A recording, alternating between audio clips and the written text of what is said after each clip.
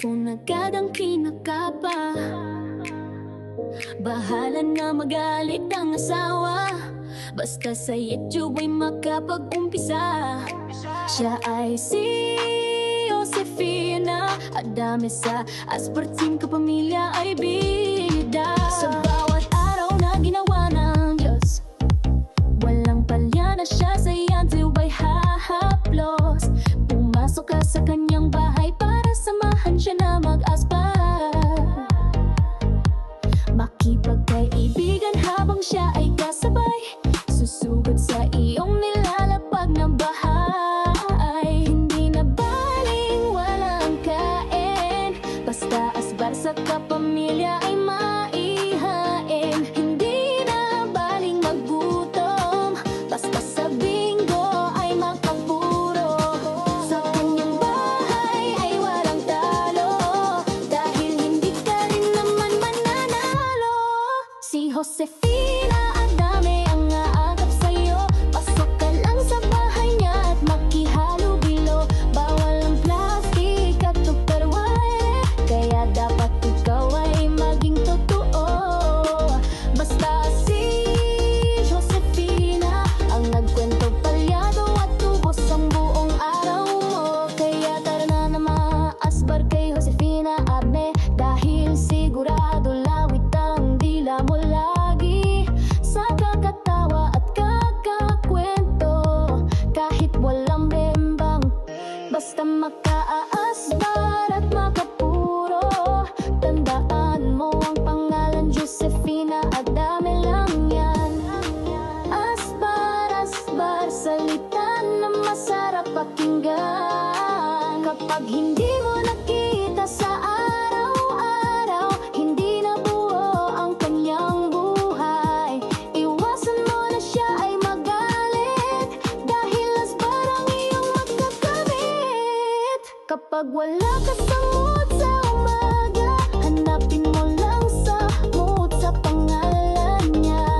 Bilog na pula ang iyong makikita, dahil siya ay naka-on air na. Kaya wala ka magagawa kundi tumawa, dahil asbar ang abot mo kapag epal ka. Si Josefina Adame lang ang iyong kailangan, wala nang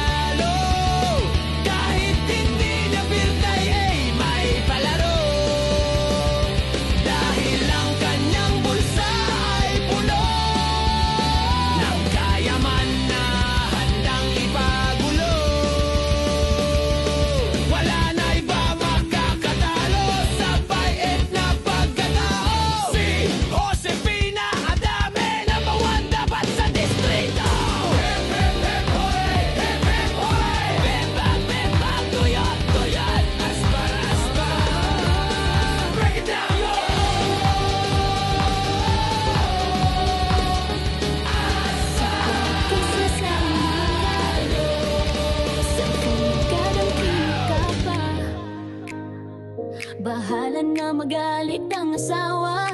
Basta sa YouTube ay makapag-umpisa. Siya ay si Josefina Adame, sa asparting kapamilya ay bida. Sa bawat araw na ginawa ng Diyos, walang palya na siya sa YouTube ay hahaplos. Pumasok ka sa kanyang bahay para samahan siya na mag-aspar. Makipagkaibigan habang siya ay kasabay, susugod sa iyong nilalapag na bahay. Hindi na baling walang kain, basta asbar sa kapamilya ay maihain. Hindi na baling magutom, basta sa bingo ay makapuro. Sa kanyang bahay ay walang talo, dahil hindi ka rin naman mananalo. Si Josefina Adame ang aagap sa'yo. Pasok ka lang sa bahay niya at makihalo-bilo. Bawal ang plastic at tupperware, kaya dapat ikaw ay maging totoo. Basta si Josefina ang nagkwento, palyado at tubos ang buong araw mo. Kaya tara na maasbar kay Josefina Adame, dahil sigurado lawit ang dila mo lagi sa kakatawa at kakakwento. Kahit walang bembang, basta makaaasbar at makapuro. Tandaan mo ang pangalan, Josefina Adame lang yan. Asbar, asbar, salita na masarap pakinggan. Kapag hindi mo nakita sa araw-araw, hindi na buo ang kanyang buhay. Iwasan mo na siya ay magalit, dahil asbar ang iyong magkakamit. Kapag wala ka sa